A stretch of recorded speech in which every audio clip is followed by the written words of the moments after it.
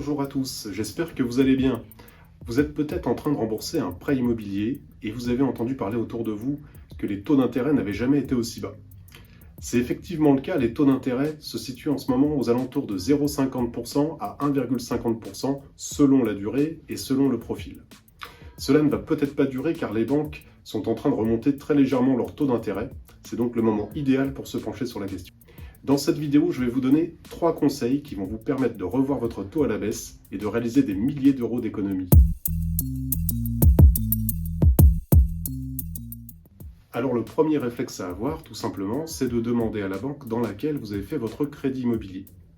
C'est assez rare qu'elle accepte de revoir son taux, mais pour des bons clients, elle peut peut-être vous proposer une baisse qui souvent se situe aux alentours de 0,30 à 0,50% au mieux, puisque la banque avait déjà emprunté elle-même sur les marchés au moment de votre achat, avec des taux plus élevés. Le problème, c'est que cela représente des frais, puisque généralement les banques vont vous facturer des frais d'avenant qui se situent aux alentours de 1 000 € à 2 000 €. Il va falloir de nombreuses années pour pouvoir les rentabiliser. Donc si vous avez prévu de revendre votre bien avant la fin du prêt, à ce moment-là, vous risquez d'avoir une opération qui vous coûte plus cher que si vous n'aviez pas renégocié. Et là, ça serait vraiment un comble de faire une renégociation qui vous coûte plus cher. Donc attention, ne vous faites pas avoir par votre banquier. Si jamais votre renégociation a été refusée par votre banque, ou alors que sa proposition n'est pas du tout intéressante, il vous reste la solution du rachat de prêt. C'est tout simple, il suffit de faire racheter votre crédit immobilier par une banque concurrente. Il faut quand même avoir un certain écart de taux entre le nouveau taux et votre taux actuel pour rentabiliser les différents frais qui sont liés à cette opération. Sachez que de toute façon, ces frais peuvent être inclus dans le nouveau crédit et donc vous n'aurez même pas besoin de mettre un apport personnel pour pouvoir bénéficier de cette opération.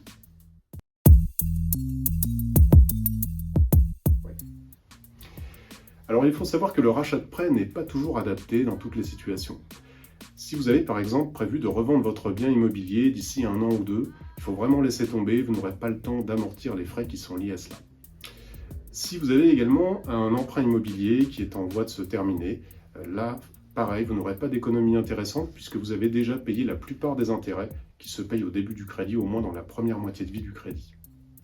Enfin, il faut vraiment faire attention à votre situation parce que si elle a évolué depuis le moment où vous aviez acheté votre bien immobilier, eh bien, vous pourriez avoir des difficultés à obtenir ce nouveau financement. À savoir, si vous avez par exemple changé d'emploi, que vous n'êtes plus en CDI, si par exemple vous avez des problèmes de santé que vous n'aviez pas avant, l'assurance emprunteur pourrait poser problème.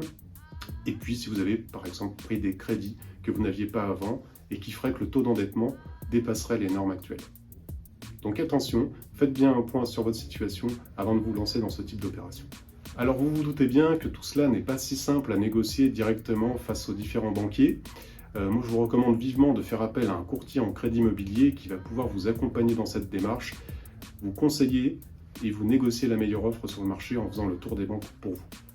Alors sachez que vous pouvez réserver une étude gratuite tout simplement en cliquant dans le lien dans la description de la vidéo juste en dessous. J'espère que cette vidéo vous a plu, n'hésitez pas à liker et surtout à vous abonner à la chaîne.